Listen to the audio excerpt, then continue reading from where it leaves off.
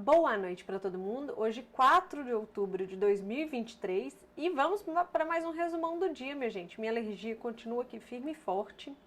Estou um pouco detonada, confesso. Mas cá estamos para falarmos de mercados, né, minha gente? E de novo, se gostarem do conteúdo, para quem não é inscrito no canal, considerem se inscrever e deixar aquele like para a gente ficar motivada para fazer mais conteúdos. Mas vamos lá, minha gente. Vamos abrir o panorama por aqui. Dá para ver? Dá, vamos lá. Bolsas da Ásia, minha gente, daquelas que estão abertas, todas menos a da China, né? Elas fecham aí no negativo, seguindo a queda ontem muito expressiva, principalmente das bolsas americanas, depois do Jones, que eu expliquei para vocês, que o dado veio muito mais forte do que o mercado esperava. A correlação de vagas de emprego aberta versus os desempregados nos Estados Unidos ainda está alta, está num fator de 1,51, sendo que o mercado esperava 1,38. Para quem não entendeu isso aqui, assiste o vídeo de ontem que eu explico bem direitinho, tá? E esses dados fortes mostram que a economia americana talvez precise de mais altas de juros por lá ou juros altos por mais tempo para conseguir controlar a inflação. Tá, isso estressou os mercados de ontem nos Estados Unidos, na Europa, aqui no Brasil não foi diferente. E isso respingou na Ásia quando as bolsas da Ásia abriram. Então,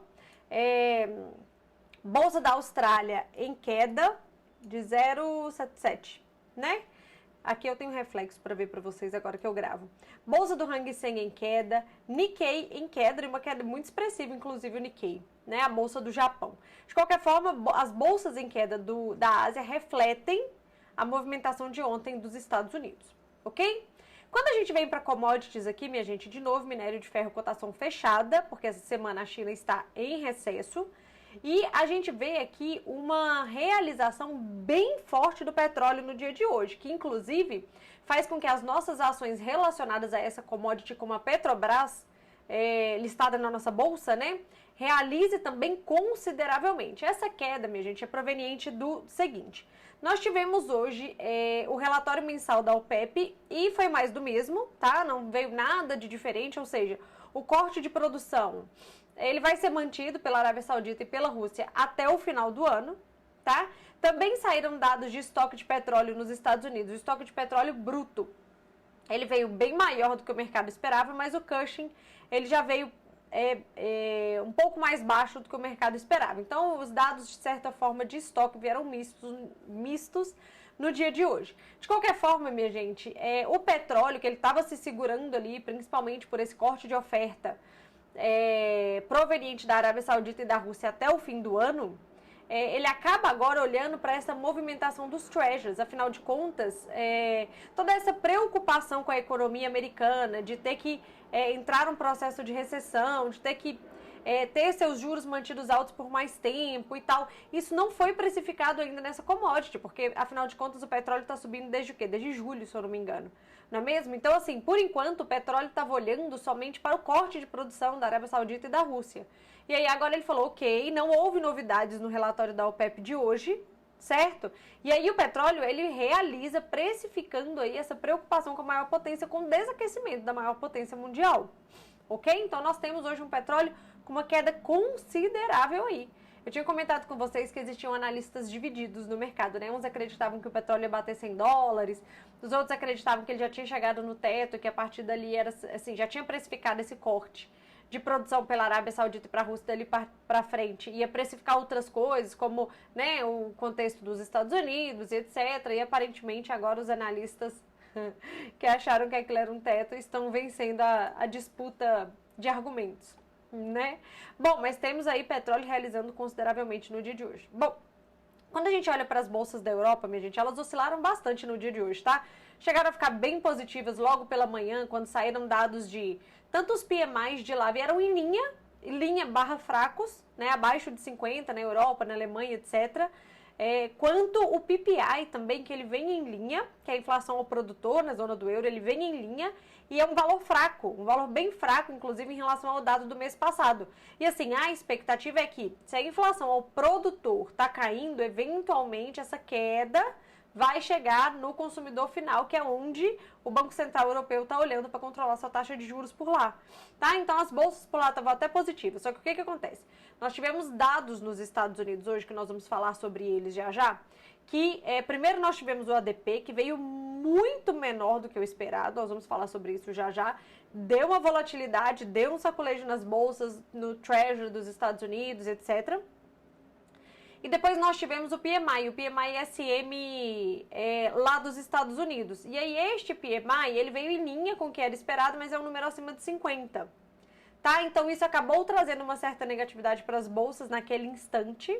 Tá? As bolsas chegaram a negativar, inclusive o Russell, por exemplo, nos Estados Unidos.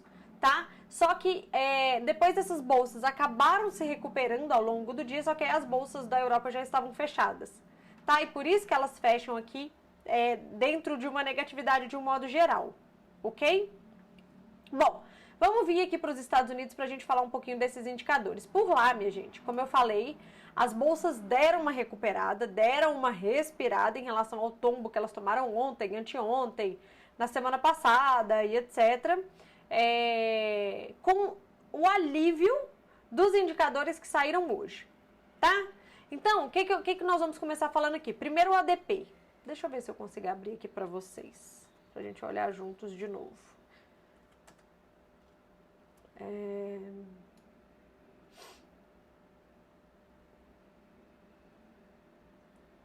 Aqui, ó. Pronto. Olha a discrepância, minha gente.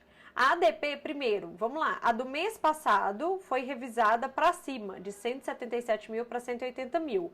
Só um parênteses, o mercado tem reclamado bastante desses indicadores dos Estados Unidos, viu, minha gente? Porque o dado anterior, ele está sempre sendo revisado. Os indicadores americanos, eles têm tido muitas revisões. PIB, por exemplo, o pessoal tem reclamado bastante, mas enfim, mais um indicador aí com revisão. Era esperado um dado de 153 e no final das contas veio 89 mil. É um número bem mais fraco do que o mercado esperava, tá? Então, a variação de empregos, para quem quer controlar a inflação, quanto menor, melhor. Tá? Então, vamos lá. Vamos parar primeiro por aqui, depois a gente vai para o PMI. O que acontece? Nós temos um indicador muito fraco, contrapondo-se completamente para o indicador de emprego de ontem. Tá? Nós estamos falando dos dois indicadores, eles medem de alguma forma o mercado de trabalho americano. E eles vieram extremamente opostos, né? Enquanto o JOLTS veio muito mais alto, fazendo com que os players eles se posicionassem de maneira completamente defensiva para o payroll que vai ser na sexta-feira, ou seja, os treasuries dos Estados Unidos, os rendimentos subiram um monte, as bolsas caíram e o dólar no mundo inteiro subiu. Então, assim, os players se posicionaram para o payroll de sexta-feira de uma maneira muito defensiva. Afinal de contas, se o JOLTS veio muito forte, traz um cheiro aí do que podemos esperar para o payroll. Aí vem o ADP hoje e traz a informação completamente oposta, tá? Aí, inicialmente, o mercado reage com dólar para baixo e bolsas para cima, né? E os juros dos Estados Unidos caíram também, no instante que o indicador saiu. Depois de um tempo, minha gente, eu comecei a ler vários highlights, inclusive, das fontes em que eu acompanho as notícias e tal, dos players de mercado questionando a veracidade desse fato. Por quê? Ano passado, para quem opera, eu imagino que vai se lembrar disso, para quem acompanhava o mercado nessa época, mas eu lembro disso. No ano passado, teve uma vez em que o ADP, ele veio muito fora, como esse, muito fora, e ficou muito discrepante no final das contas, tanto do JOLTS quanto do payroll, tá? E na época, o mercado ainda interpretava o ADP como uma prévia do payroll, coisa que hoje o mercado já não faz mais, tá? Então, na época, o mercado, inclusive, questionou a veracidade dos fatos, a métrica de apuração e etc. do ADP na época, que, inclusive, culminou aí numa revisão da forma de cálculo do ADP. O ADP, inclusive, mudou sua métrica de cálculo, tá? Para tentar se aproximar um pouco mais do payroll e etc. e tal. O fato é que o ADP, ele perde credibilidade naquele instante, porque isso vem muito à tona na época e etc. Mas vamos lá. A métrica foi alterada, o mercado continua acompanhando. É um indicador de mercado de trabalho que os Estados Unidos têm, então paciência, né? Mas o que acontece? Agora, nós temos um dado de JOLTS e um dado de ADP completamente opostos. O mercado já desconfiou uma vez do ADP. Então, agora, ele tende a desconfiar. Então, o mercado, ele olha para isso, Ele acha o número bom, ele estranha por causa do JOLTS da semana passada e ele decide por manter, de certa forma, sua posição defensiva para o payroll que é na sexta-feira. Então, nós temos o dólar caindo no mundo? Temos, mas é pouco. Nós temos as bolsas positivas recuperando um pouquinho das perdas? Temos, mas é pouco. Nós temos os juros dos Estados Unidos caindo, arrefecendo, dando, né, uma acalmada nos mercados aí. Temos, mas os juros ainda estão em patamares lá da crise do subprime de 2008, 2007, etc. Então, assim, todo mundo arrefeceu, os juros para baixo, dólar para baixo, bolsas para cima, mas ainda todo mundo com o pé atrás, tá? Aí só quis trazer, relembrar essa memória do ano passado, porque eu lembro que foi a primeira vez que eu vivi isso, e isso me trouxe bastante dúvida e tal, e quando eu vi o número do ADP hoje, eu falei, o mercado vai desconfiar. Agora sim, minha gente, se o número é fato ou não é, ou a métrica, não importa pra gente, importa a reação do mercado e que o mercado ainda segue numa posição defensiva para sexta-feira, que é o dado oficial de mercado de trabalho lá dos Estados Unidos, tá bom? Bom, hoje nós tivemos também aqui, contrapondo inclusive esse dado fraco de emprego, encomendas à indústria, que veio mais forte do que o mercado esperava, e o PMI que tanto importa é esse aqui, ó. Tá dando pra ver aí, né? PMI SM. Pronto. Esse é o PMI de serviços, tá? Ele mês passado foi 54,5 e veio 53,6 dentro do que o mercado esperava. Vamos abrir o relatório dele só pra gente dar uma olhadinha nos pontos principais. Então, ele era 54, veio 53, né? Quando a gente olha novas ordens, caiu, ó, de 57 para 51. Olhando pelo ponto da inflação, bom. Quando a gente olha employment, empregos, dentro do PMI de serviços ISM, cai de 54 para 53. É uma mudança marginal e ainda está acima de 50, que é expansão, né? Mas ok, o dado caiu um pouquinho. E quando a gente olha prices, andou de lado, né? Os preços... Lembra que eu mostrei para vocês que o PMI ISM industrial lá dos Estados Unidos, por mais que esses dados aqui todos tivessem aumentado, os preços caíram? Pois bem, em serviços isso não aconteceu. Então, o fato é que esse indicador, ele não ele veio em linha. Se ele veio em linha, já estava no preço do mercado, tá? Então, vamos voltar para cá? Então, no final das contas, a gente acaba tendo uma recuperação de parte das perdas das bolsas dos Estados Unidos. Vale destacar aqui principalmente a Nasdaq, que sobe mais de 1%, principalmente pelo arrefecimento dos títulos americanos. Aqui nessa página a gente consegue ver o de 2 anos e o de 10 anos. O de 2 anos caindo em 1,87 e o de 10 caindo em 40. É uma queda que motivou as bolsas a ficarem no campo positivo de certa forma, mas perto de todas as altas que os juros americanos têm tido nas últimas 2 semanas, isso aqui é uma queda bem pequena, tá? Ainda, o mercado, que eu quero dizer com isso, o mercado ainda está com uma postura defensiva para sexta-feira, ok? Nossa bolsa fecha levemente positiva no dia de hoje pelos mesmos motivos que eu expliquei para vocês. E o dólar no mundo, minha gente, de um modo geral, ó, como vocês podem ver, no campo negativo, tá? O nosso dólar aqui no Brasil, ele chegou a ficar mais negativo ao longo do dia, mas depois ele foi recuperando parte dessa queda que ele teve hoje, mas ainda assim fechamos hoje no campo negativo. Tanto o dólar no campo negativo e a bolsa no campo positivo. Especificamente sobre o Brasil, minha gente, só um parênteses, hoje o mercado esperava que fosse votado na Câmara aquele projeto de taxação de fundos exclusivos e offshore, né? Só que no final das contas, parece que este projeto foi adiado para ser votado só semana que vem, ou nem na semana que vem ainda, tá? Esse é um ponto. Um ponto importante que fez com que, inclusive, os bancos fechassem bem positivos no dia de hoje é que é o seguinte: dentro desse projeto estava lá botaram lá, jogaram dentro desse projeto a exclusão da JCP, que é uma forma de, sei lá, driblar, né? Driblar não é bem a palavra que eu queria usar, mas enfim, uma parte dos impostos que principalmente os bancos usam, tá? E a exclusão, quando começou esse assunto de acabar com a JCP, que é juros sobre capital próprio, os bancos caíram um monte, tarará, tarará, tarará. E isso fazia parte, esse fim da JSCP, né, juros sobre capital próprio. esse item, ele foi excluído do projeto que seria votado hoje, tá? Então, isso trouxe ânimo para os bancos.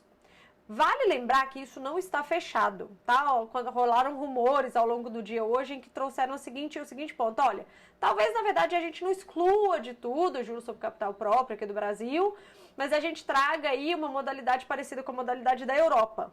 Então isso está sob discussão, mas fato é que isso não vai excluído do projeto de taxação de offshore e fundos exclusivos, já foi excluído. Isso vai ser tratado num segundo momento e nesse segundo momento ainda discute-se qual vai ser a melhor alternativa. Fato é que isso trouxe ânimo para os bancos hoje, que ficaram bastante positivos, tá? Ajudando a segurar nossa bolsa aí no campo positivo. Essa queda do petróleo, minha gente, ela também favoreceu empresas aéreas, tá? Então, Gol ficou bem positivo no dia de hoje, CVC e etc. Porque, afinal de contas, essa queda no preço internacional faz com que o diesel que as empresas aéreas usam aí tenda a ficar mais barato, vai. Isso anima um pouco essas empresas. Tá? Então, nós temos aí empresas de petróleo, como Petrobras, por exemplo, caindo um monte hoje, contrabalanceando aí com bancos que ficaram bastante positivos no dia de hoje, empresas aéreas que também ficaram positivas no dia de hoje. São os destaques de hoje aí, ok? Mas é isso, minha gente. Espero que tenham entendido as movimentações de hoje. Eu não comentei um negócio com vocês. O presidente da Câmara dos Estados Unidos, ele foi destituído, teve uma votação lá que os republicanos, eles ficaram indignados com ele porque ele permitiu salvar o governo Biden de um possível shutdown, entendeu? A oposição ao governo Biden queria fazer pressão para conseguir o que eles queriam, né? Política sendo a política, para conseguir o que eles queriam ali, etc. E se fosse necessário colocar os Estados Unidos num período de shutdown aí, que era a grande preocupação da semana passada em relação a essa semana que eu vinha comentando com vocês, lembra? Pois bem, e o presidente da Câmara, nos finalmente ali do sábado à tarde, ele conseguiu articular a aprovação de um financiamento por 45 dias para o governo Biden, tá? E a oposição ao governo Biden simplesmente não gostou disso que o presidente da Câmara fez lá, como ele chama? Esqueci. E acabaram votando e tirando ele do poder. Então, volta a preocupação aí, vale lembrar que esse financiamento do governo Biden, ele é até 17 de novembro. Tá? E aí fica a dúvida, quem vai estar na cadeira de presidente da Câmara nessa época? Vai favorecer a aprovação do orçamento para o ano fiscal do Biden, não vai? Aí fica essa pergunta no ar. Só que, a princípio, o mercado não está olhando para isso. O mercado vai olhar para isso lá no dia 17 de novembro, caso DBO. Tá? Por enquanto, o mercado não está olhando para isso, está olhando muito mais para os indicadores econômicos que estão no radar do Banco Central americano para poder tomarem a decisão da próxima reunião de política monetária por lá, tá? Bom, dito isto, eu termino o resumão de hoje. Deixa eu voltar para cá. Dito isso, eu termino o resumão de hoje. Espero vocês no vídeo de amanhã. De novo, se gostarem do conteúdo, não esqueçam o meu like e até o vídeo de amanhã. Beijo para vocês. Tchau!